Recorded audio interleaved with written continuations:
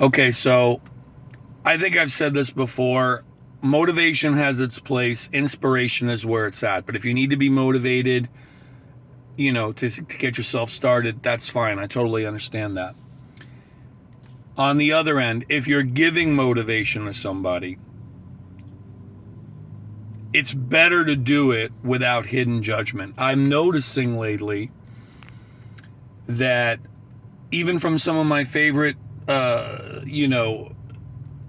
people that I follow that teach and motivate and all this, I'm noticing little snippets, and sometimes it's not so hidden, sometimes it's more obvious, but I'm noticing little snippets of judgment, not about the person they're talking to necessarily, but about the people who are not, in a place where their clients want to be.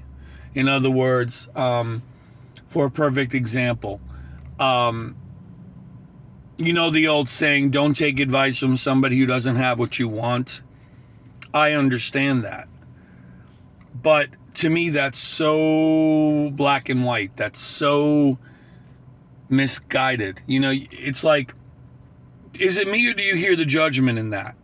Don't take advice from someone who doesn't have what you want. How do you know that the regret of them not having it doesn't make them the person to give the best advice?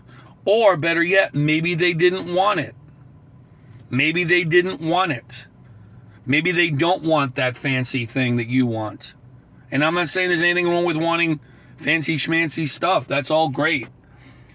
But don't judge somebody who doesn't have it and think that their advice or their input isn't worth something. Doesn't mean you have to take it, but you could at least listen. It could be either that they wanted it and they never got it, and the regret is what gives them the wisdom. Or they just don't want it, but that doesn't mean they can't be helpful in your journey. So to me, I feel like, I just feel like you can't brush a single brush stroke onto everybody. You can't do that. Another thing. If you keep allowing, like I saw this from somebody too, if you keep allowing a toxic person into your life,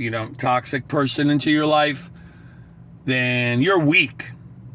I have no respect for you. And I'm like, that's judgmental.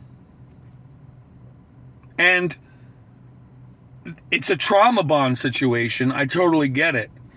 Should they be doing that? No, but I'm not going to sit here and judge them or call them weak for doing it. Matter of fact, it takes a lot of strength to put yourself in that position on a repeated cycle.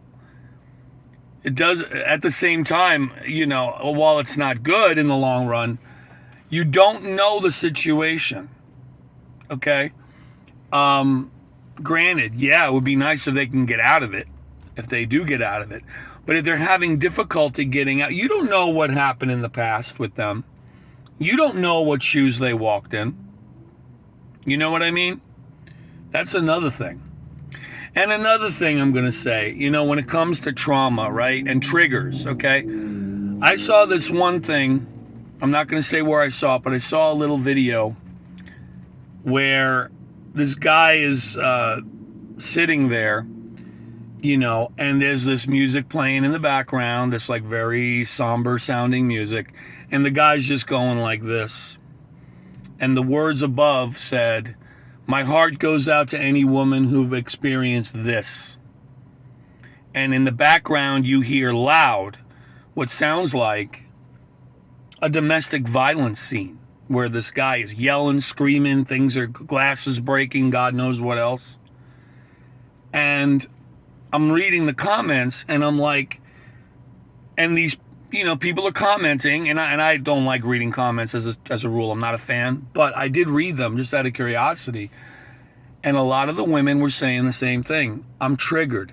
It takes me back to my situation. I was never the same after that. Now, granted, while I believe I hope they let that go eventually, sometimes people aren't ready. to let go, that for whatever reason. So when they hear that noise, that sound, and put it this way, I was not a woman in a domestic abuse situation, but that bothered me. Hearing it disturbed me.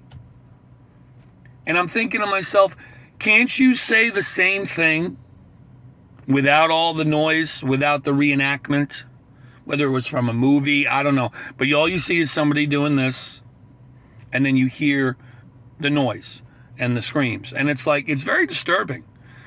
And, you know, again, my heart goes out to anyone who is in a situation like that. So why do we have to, can't you make the same sentiment without having to have the sound effects of it? That's like just one rung under actually playing out a scene visually. Sometimes it's worse because your head goes to different places. So I'm thinking to myself, I'm noticing a lot of, and I'm not hating on anybody. Believe me, I don't have many viewers. I get it, and whoever needs to hear this, I'm grateful, but or appreciative, I should say, right? But the point is, I just feel we could do a better job of making our statements, teaching our teachings, sharing our sentiments without the shock and awe, without the judgment, the materialism, okay? Not everybody wants a Bentley. Not everybody wants a boat, okay? I don't want a boat. I don't care how much money. I don't want a boat. I have no desire to have a boat. So, you know what I mean? We're being told what we want. And it's like, no. And as far as trauma bonding relationships, that's very, I've been blessed as far as not having to experience what other people, but I sympathize, I empathize with them, because it's like, they don't need to be told they're weak. They don't need to be told they have no respect, that they're not respected. I mean, give me a break. Get over yourselves. How, I just don't understand it. And for those of you, once again, that have been in domestic situations, my God, you guys are the bravest people in the world. No one needs to be reenacting, scenes or replaying, giving you, flashbacks. Come on now, give me a break.